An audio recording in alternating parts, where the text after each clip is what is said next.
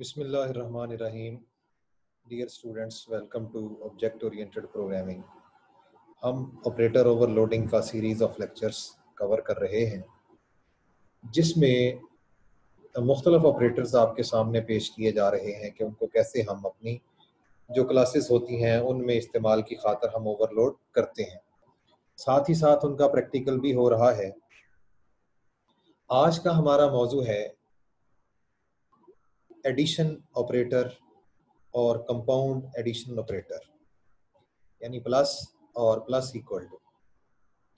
ये दोनों ऑपरेटर्स हम कैसे ओवरलोड करेंगे। शुरू में मैंने आपको बताया था कि अगर आप एडिशन का ऑपरेटर जो है ये एक बाइनरी ऑपरेटर है जो कि दो ऑपरेंड्स लेता है। अगर इसको आपने ओवरलोड करना है तो फिर कंसिस्टेंसी की खातर जो कंपाउंड एडिशन ऑपरेटर है यानी प्लस इक्वल टू, इसको भी आप ओवरलोड कीजिए। तो इनको हमने, जैसा मैंने आपको पहले बताया कि अगर प्लस ऑपरेटर आपने ओवरलोड करना है तो प्लस इक्वल टू को भी ओवरलोड करना पड़ेगा। प्लस ऑपरेटर चूंकि हमारे पास ये बाइनरी ऑपरेटर है और ये दो हमारे ऑपरेंड्स जो हैं उनको ऑपरेट करता है, उनको ऐड करता है और फिर हमें जो इन दोनों का रिजल्ट होता है वो रिटर्न करता है। तो प्लस ऑपरेटर चूंकि हमें फर्स्ट और सेकंड ऑपरेंड्स के तौर पे किसी भी क्लास के लिए अगर हम इसको ओवरलोड करेंगे तो इसके जो दोनों ऑपरेंड्स होंगे, पहला और दूसरा, वो दोनों उसी क्लास के जो ऑब्जेक्ट्स होंगे वो होंगे। लिहाजा चूंकि इसके जो दोनों आर्गुमेंट्स होंगे इस ऑपरेटर के, वो ऑब्जेक्ट्स ऑफ द क्लास होंगे that is going to use that overloaded operator. So हमें उसके जो प्राइवेट डाटा मेंबर्स हैं उनको एक्सेस करने की खातर हमने इसको नॉन मेंबर के तौर पे इम्प्लीमेंट करना है। जब इसको नॉन मेंबर के तौर पे इम्प्लीमेंट करेंगे तो हमारे सामने ये रुकावट है कि हम प्राइवेट डाटा को कैसे एक्सेस करें। तो उसके लिए हम इसको नॉन मेंबर के तौर पे डिक्लेयर करेंगे और साथ ही इसको फ्रेंड कह देंगे। जैसे ही हम इसको as a friend function implement करेंगे तो ये इस काबिल हो जाएगा कि ये कंसर्न्ड क्लास के प्राइवेट डाटा मेंबर्स को भी एक्सेस कर सके। इसी तरह जो हमारा प्लस इक्वल टू ऑपरेटर है यानी हमारा कंपाउंड असाइनमेंट ऑपरेटर, ये प्लस के साथ जब यूज होता है तो इसका पहला ऑपरेंड हमेशा ऑब्जेक्ट ही होगा डेफिनेटली। सो चूंकि ये उसी क्लास का ऑब्जेक्ट होगा जिसके लिए हम इसको ओवरलोड कर रहे हैं, तो इसको हम मेंबर फंक्शन के तौर पे इम्प्लीमेंट कर सकते हैं। और दोनों जो फंक्शंस हैं प्लस और प्लस इक्वल टू, ये अपने दोनों ऑपरेंड्स में कोई चेंज नहीं करते। इनमें जो आर्गुमेंट्स आप पास करेंगे इनके अंदर कोई चेंजेस नहीं करते ये, लिहाजा हम उनको कॉन्स्ट के तौर पे पास कर सकते हैं। अगर वो बाय रेफरेंस पास हो रहे हैं तो हम उनको कॉन्स्ट ऑब्जेक्ट्स के तौर पे पास कर सकते हैं। जो प्लस ऑपरेटर होता है ये दोनों अपने ऑपरेंड्स को ऐड करने के बाद ये एक ऑब्जेक्ट को रिटर्न करेगा, टेम्परेरी ऑब्जेक्ट को आर वैल्यू के तौर पर। और जो प्लस इक्वल टू ऑपरेटर है ये एल वैल्यू के तौर पे एक ऑब्जेक्ट को रिटर्न करेगा। तो इन दोनों को हमने मैनेज करना है कि प्लस ऑपरेटर ने बुनियादी तौर पे दो ऑपरेंड लिए, उनको ऐड किया और एक टेम्परेरी आर वैल्यू ऑब्जेक्ट जो है वो इसने आर वैल्यूड ऑब्जेक्ट जो है वो हमें रिटर्न कर दिया। लेकिन जो प्लस इक्वल टू ऑपरेटर है ये एक एल वैल्यूड रिजल्ट हमें ऑब्जेक्ट के तौर पे रिटर्न करेगा। और दोनों ऑपरेटर्स जो हैं ये अपने जो ऑपरेंड्स हैं उनको मॉडिफाई नहीं करते, लिहाजा हम जो इनको है कांस्टेंट रेफरेंसेस के तौर पे पास कर सकते हैं। तो हम अपनी जो प्रैक्टिकल में जो हम सी प्लस प्लस के प्रैक्टिकल में अपने क्लास मिसाल के तौर पे पिछली दफ़ा हमने पढ़ी है वो हाइट की क्लास है। तो इसी को हम प्लस और प्लस इक्वल टू ऑपरेटर की ओवरलोडिंग में देखेंगे। इसके अंदर दो प्राइवेट डाटा मेंबर्स हैं इंटीजर जिनकी डाटा टाइप है, एक का नाम है फीट और दूसरे का नाम है इंचेस। और इसके पब्लिक में इसके कंस्ट्रक्टर्स हैं, डिस्ट्रक्टर्स हैं और भी इसके अंदर डाटा है, लेकिन हमारा कंसर्न है प्लस ऑपरेटर को हमने कैसे यहाँ पर ओवरलोड किया है। तो आप देखिए कि हमने यहाँ पर प्लस ऑपरेटर को as a non member function और फ्रेंड फंक्शन के तौर पे इम्प्लीमेंट करना है। तो यहाँ देखिए इसका आप हेडर देखिए फंक्शन का, फ्रेंड यहाँ पे कीवर्ड इस्तेमाल हुआ है ताकि ये वाला जो फंक्शन है ये इस क्लास के प्राइवेट डाटा मेंबर्स को आसानी से एक्सेस कर ले। इसकी रिटर्न टाइप है हाइट, चूंकि ये इसी क्लास के ऑब्जेक्ट को रिटर्न करने जा रहा है। उसके बाद ऑपरेटर का कीवर्ड है, फिर प्लस का सिंबल है, फिर पैरेंथेसिस का स्टार्ट है। उसके बाद आप देखें इसके अंदर दो बुनियादी तौर पे हम आर्गुमेंट्स जो हैं वो पास कर रहे हैं। पहला आर्गुमेंट भी हाइट क्लास का एक ऑब्जेक्ट रेफरेंस है और दूसरा भी हाइट क्लास का ही एक ऑब्जेक्ट रेफरेंस है। पहले का नाम h1, दूसरे का h2 है और ये कॉन्स्ट के तौर पे पास हो रहे हैं। ये constant references to an object of height class h1 and h2 हमने पास कर लिए। जब ये पास कर लिए, अब हमने बुनियादी तौर पे इन दोनों ऑपरेंड्स h1 और h2 को जमा करके एक टेम्परेरी ऑब्जेक्ट जो है वो रिटर्न करना है।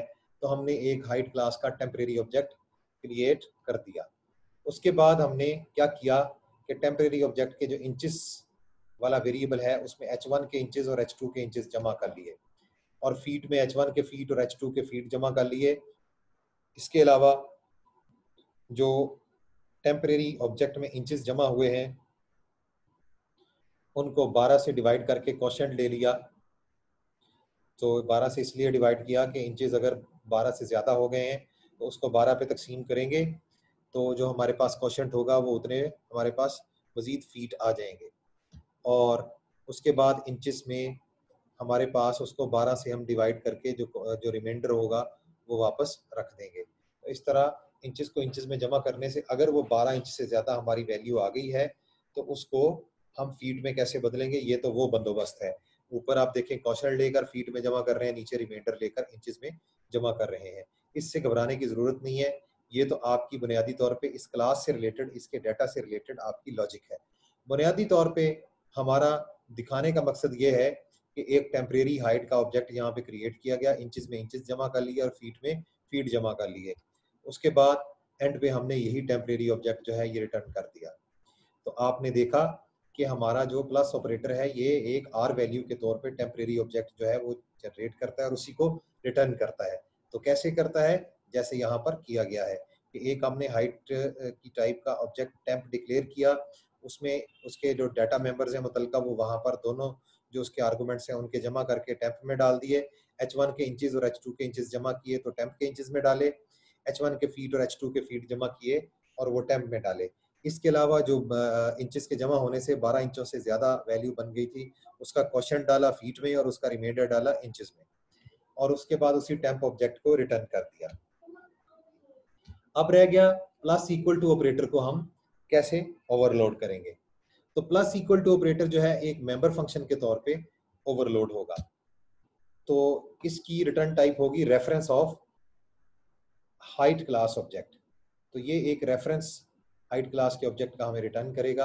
आगे ऑपरेटर का कीवर्ड है, प्लस इक्वल टू का सिंबल है, इसके अंदर एक ही ऑपरेंड जो है वो पास हुआ है, that is constant reference to height class object h2।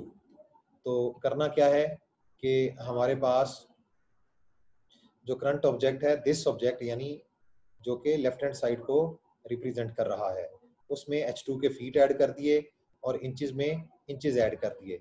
उसके बाद अगर हमारे इंचेस ग्रेटर देन और इक्वल टू 12 हैं तो ये तो वही लॉजिक है जो पिछले जो फंक्शन है उसमें इस्तेमाल की गई है। तो इंचेस को 12 में से इंचेस को माइनस कर देंगे 12 और फीट को फीट में 1 का इजाफा कर देंगे।